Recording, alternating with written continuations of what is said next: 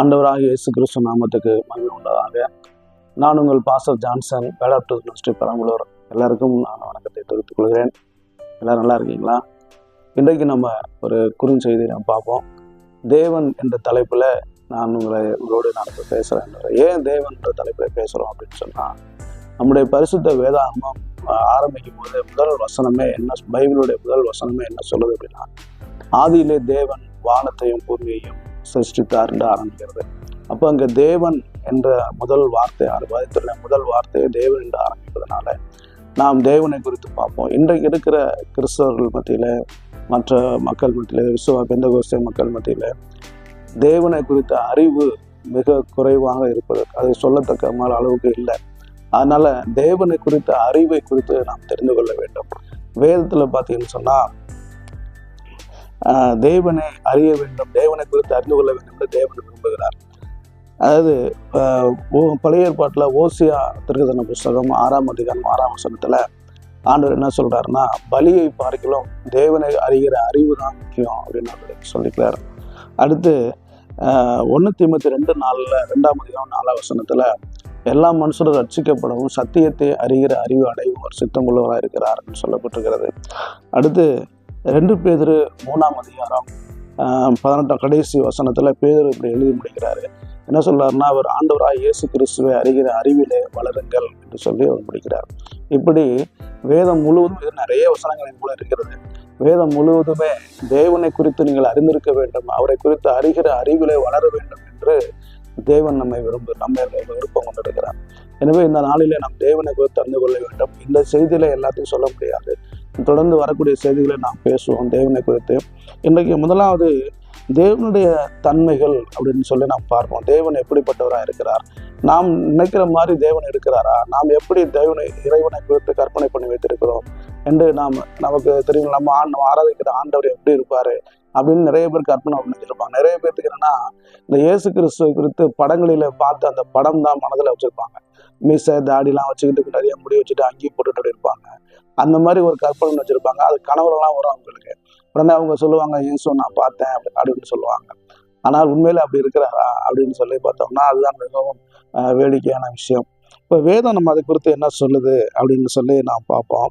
இப்போ முதல் எடுத்த உடனே வேதம் என்ன சொல்றதுன்னா, தேவனுக்கு உருவம் இல்லை என்று சொல்லப்படுது. அவர் எந்த உருவத்திலும் இல்லை, உருவம் இல்லாதவர் என்று சொல்லப்பட்டது. அதனால தான் அவர் என்ன சொல்றாருன்னா, யாத்திராகம் 20ஆம் அதிகாரம் 4ஆம் வசனத்துல 10 கட்டளைகளை முதல்ல ஆரம்பிக்கும் போது என்ன சொல்றாருன்னா, நீ வானத்திலும் பூமியிலும் பூமியின் கீழே சமுத்திரத்திலும் இருக்கிற எந்த ஒரு உயிரினங்களுடைய உருவத்திலும் நீ உருவத்தை செய்யக்கூடாது, விக்கிரகத்தை வணங்கக்கூடாது என்று அவர் சொல்றார்.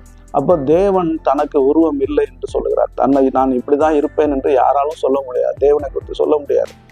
இப்போ பாருங்க, வேதத்துல பாருங்க, மனிதர்களுக்கு தேவன் வெளிப்பட்டிருக்கிறார். எப்படி வெளிப்பட்டிருக்கிறாருன்னா, மோசேக்கு பார்த்தீங்கன்னா அவர் அக்கினியில வெளிப்பட்டிருக்கிறார், முட்செடி எரிகிற அக்கினியில வெளிப்பட்டிருக்கிறார்.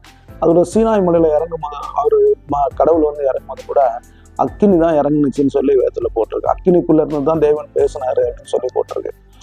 அடுத்து பார்த்தீங்கன்னா, புதிய ஏற்பாட்டில் அப்போஸ்தலனாகிய பவுலுக்கு ஆண்டவர் வெளிப்பட்டிருக்கிறார். இயேசு கிறிஸ்து அவர் சந்திச்சிருக்கிறார்.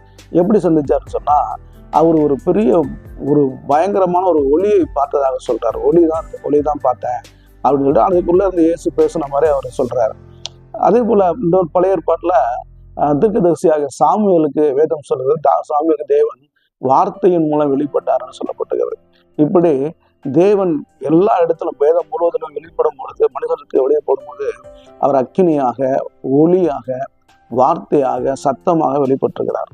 ஆனால் சில இடத்துல தேவதூதர்கள் வந்தாங்க போனாங்க அப்படிலாம் சொல்லப்படும். ஆனால் தேவன் ஒருபோதும் தன்னுடைய உருவத்தை தான் இப்படித்தான் இருப்பேன் என்ற உருவத்தை வெளிப்படுத்தவில்லை. எனவே தேவன் ஒரு உருவம் இல்லாதன்னு சொல்லப்படும். இது வேதத்துல மாத்திரம் இல்லை. இது என்ன ஆச்சரியம்னு சொன்னா, உலகத்தில் உள்ள எல்லா வேதங்களும் அப்படித்தான் சொல்லுகிறது. இந்திய வேதங்களாகிய ரிக்கேஜூர், சாம, அதர்வன வேதம், இந்த 4 வேதங்களிலுமே கடவுளுக்கு உருவம் இல்லைன்னு தான் சொல்லுகிறது. உருவம் இல்லாதவன் என்று சொல்லப்பட்டிருக்கிறது. அவர் அதே போல குரான்லயும் அப்படிதான் சொல்லப்பட்டிருக்கு. இன்னும் எல்லா வேதங்களிலுமே கடவுள் இப்படி உருவம் இல்லாதவன் தான் சொல்லப்பட்டிருக்கிறது. நீங்க இப்ப யோசித்து பார்க்கணும்.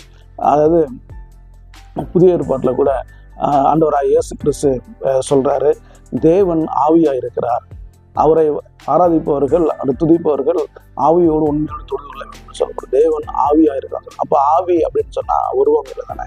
ஸோ இதுதான் தேவனுடைய முதலாவது நம்ம பார்க்கக்கூடிய தன்மை. தொடர்ந்து நாம் அடுத்த செய்திகளை நம்ம பார்ப்போம். நல்லா நீங்கள் புரிஞ்சுக்கணும், தேவன் எப்படிப்பட்டவர் என்பதை நாம் அறிந்து கொள்ள வேண்டும். அவர் எப்படிப்பட்டவராக இருக்கிறார் என்பதை அறிந்து கொள்ள வேண்டும். எனவே முதலாவது தேவனுடைய காரியம் என்னென்னு சொன்னால், தேவனுடைய தன்மை என்னென்னு சொன்னால் அவர் உருவம் இல்லாதவர்.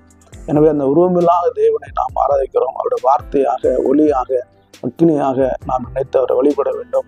எனவே ஒரு உருவத்தை வைத்து வழிபட வேண்டிய அவசியம் இல்லை. அவர் அப்படி வழிபடுவதை அவர் வெறுக்கிறார். எனவே இந்த நாளிலே கேட்ட உங்களை நான் உங்களை வாழ்த்துகிறேன், ஆசீர்வதிக்கிறேன். தொடர்ந்து இந்த செய்தியின் மூலமாக தேவனுடைய காரியங்களை அறிந்து கொள்வோம். தேவனை அறிகிற அறிவிலே வளர்வோம். கர்த்தர் உங்களை ஆசீர்வதிப்பதாக. நன்றி, வணக்கம்.